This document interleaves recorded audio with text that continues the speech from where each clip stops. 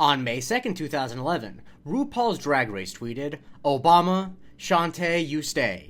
Osama has sashayed away." This is the Museum of Twitter, the show we talk about the most important tweets in the history of Twitter.com. Yes, this is episode 300, but it's also the third of 4 consecutive tweets I'm covering about Osama bin Laden's death. And this one is a classic example of a horrible corporate tweet. Well, I say horrible from a corporation standpoint. Personally, I think it's a great tweet. Like, do I think it's good for shareholders for the official account of a TV show to be using lingo from that show to talk about a terrorist being killed? Of course not. But I am not a shareholder at Viacom, who I assumed owned the network that was airing RuPaul's Drag Race at the time. Because yes, I do need to point out that this is not a tweet from RuPaul himself, it's a tweet from the show account. RuPaul has his own Twitter account. And you can see on the screenshot that this tweet has been deleted, which is always a great punctuation to a bad tweet. But the thing about it is, it was deleted in like 2022 because no one really had stumbled on it before. There weren't that many people on Twitter in 2011, and I think the rules were just a lot different. That's not to say that the Viacom Corporation would approve of this tweet in 2011, but no one would have noticed it really. But someone found it and it blew up, and they almost immediately had to delete it. Now, Forever El Santo does ask a good question, which is, now who on the RuPaul's Drag Race account decided to search up Osama? Whoever that is, they're a hero, but who did that? For those who are not familiar with RuPaul's Drag Race, which honestly I'm one of those people, but I did research, this is a play on the catchphrases that RuPaul uses when she tells one queen that they're staying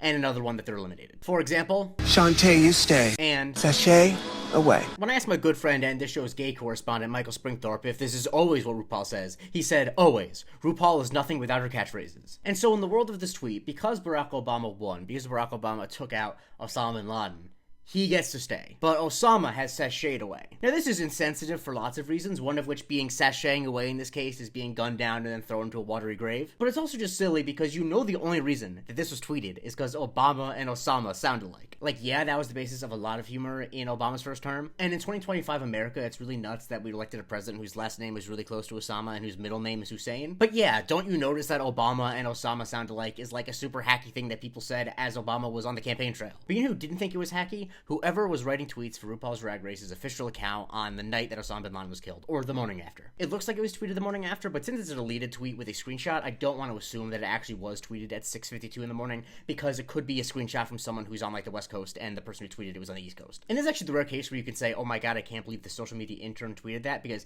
back in 2011, interns did actually do tweets. Like now, tweets are decided by committees with like 5 people on them, but this very easily could have been a Barnard College sophomore who was on an internship at RuPaul's Drag Race who fired this tweet off first thing in the morning. Now, funny thing I learned when I was searching this tweet is that this is not the only time that the official account did a joke like this. When Barack Obama was re-elected, the account tweeted, "Barack Obama, shantay, you stay. Mitt Romney, sashay away." And like I said, they didn't delete the original Osama tweet until many years later, so they probably thought, well, I cooked with that Osama tweet, let me run it back. And the primary reaction to whenever this tweet comes up, whenever someone points out that this was tweeted, is, this can't be real. Like Audrey Lorde taught me tweeted, wait, is this real? And Nice tweeted, there are literal tears in my eyes from trying to reading this tweet out loud to my BF on FaceTime. I could not hold it together. And Crab Cakes and Fries points out something which is true, which is the early 2000s was just different. Because I really can't emphasize enough that no one would have blinked an eye if they saw this on their feed in 2011. And Adri says something which I can't really comment on, this is not my area of expertise, but they say, this tweet is such a serve, oh my god. And the thing that made me very happy to find out is that at least one person, Mikey Soul, found out about Osama bin Laden's death from this tweet. That's just the power of the internet. And 2 jokes I don't really get because I don't watch Drag Race that were from when this tweet was posted to a subreddit called RuPaul's Drag Race Cringe